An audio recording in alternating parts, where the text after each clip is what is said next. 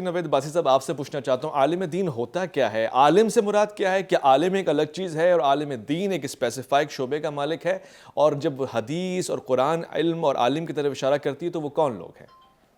بسم اللہ الرحمن الرحیم، جزاک اللہ۔ گزارش یہ ہے کہ فی زمانہ جس حساب سے آپ نے سوال کیا میں اسی حساب سے آپ کو جواب دوں گا کہ ہمارے ہاں عالم دین جو ہے وہ اس شخص کو کہا جاتا ہے کہ جو دین کو کی سمجھ بوجھ رکھتا ہو عوام کی نظر میں، اور وہ لوگوں کو نماز پڑھاتا ہو، ان کے محلے کے مسائل حل کرتا ہو، لوگ کہتے ہیں یہ ہمارا عالم دین ہے۔ جی، اور اگر بڑے معنی میں دیکھا جائے تو وہ آدمی جو دین کو مکمل طور پر جانتا ہو، اس کی نظر ہو، اور ہمارے ہاں جو یہ ٹائٹل دیا جاتا ہے عالم دین کا، وہ اس وقت دیا جاتا ہے کہ جب کوئی آدمی درس نظامی مکمل کر لیتا ہے اور پھر اس کے بعد ایک دورہ حدیث ہوتا ہے، اس کے بعد اس کو سند فراغت دی جاتی ہے اور اس سے کہا جاتا ہے کہ تم معاشرے میں اپنا کام کرنے لگ جاؤ۔ صحیح۔ یہاں یہ بات میں عرض کروں گا کہ یہ دونوں مفتیان کرام شاید میری بات سے اتفاق کریں یا اختلاف کریں، ہر ایک کا حق ہے صحیح۔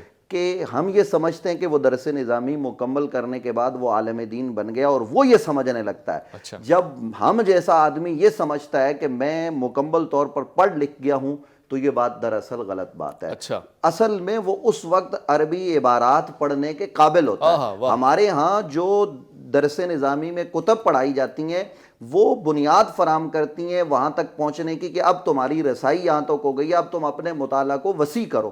لیکن ہمارے ہاں بدقسمتی یہ ہے کہ پھر مطالعہ وسیع نہیں ہوتا، کئی جگہ پہ ہوتا بھی ہے، یہ نہیں ہے کہ کلی طور پر نہیں ہوتا، ہوتا ہے۔ تو جب آپ مطالعہ آپ کا وسیع نہیں ہوگا تو پھر اسی طرح کی جو غلطیاں ہوتی ہیں علماء سے وہ ہوتی رہیں گی۔ تو اس لیے ہم اس ذوم میں مبتلا نہیں ہونا چاہیے، اور ہر وقت ایک عالم دین ہو اس کو طالب دین ہی ہونا چاہیے، وہ دین کا طلب کرنے والا رہے، کیونکہ جب تک اس میں طلب ہوگا تو پھر وہ جو قرآن مجید فرقان حمید نے کہا نا انما یخشی اللہ من عبادہ العلماء، اللہ سے سب سے زیادہ ڈرنے والے لوگ کون سے ہیں؟